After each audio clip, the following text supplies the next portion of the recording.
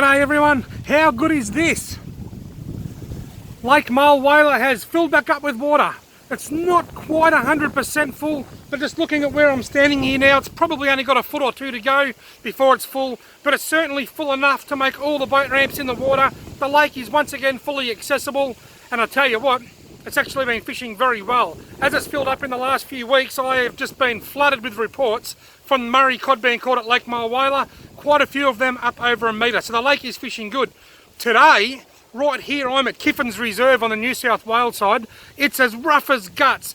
It is blowing like a big bad blowy thing.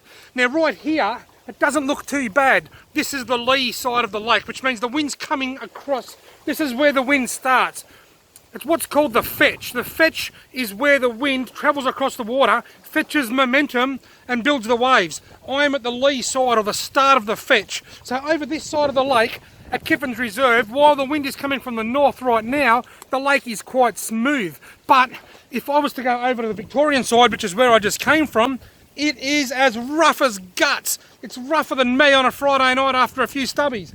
There is huge waves about 3 or 4 foot high over there, great big white caps. In fact, as I drove across the lake from Yarrawonga to Mulwala, across the big bendy crooky bridgey thing, it was actually quite a sight to see all the white caps coming across the lake. In fact, I think I saw somebody on a surfboard out in the middle. I didn't really, I'm just talking crap.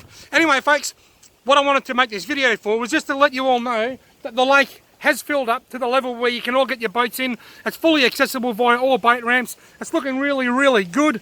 It's a little bit off colour, but it's certainly clear enough. And the exciting news is that over on the Victorian side, over there somewhere at Majors Creek, many of you will be familiar with the Majors Creek boat ramp. Great news! It's been widened and it's wider than Robbie Alexander. You can now put 2 boats in at the same time.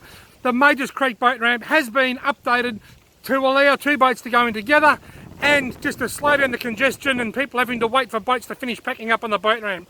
That's exciting. I'm excited. If you'd like to come fishing at Lake Mulwala, you need to be excited. You've got about 4 weeks left of the Murray cod season. I actually think there's going to be quite a few cod caught here over the next 4 weeks. But make sure you look at the weather map, because you don't want to come down during the middle of Hurricane Katrina. Just a quick tip before I go.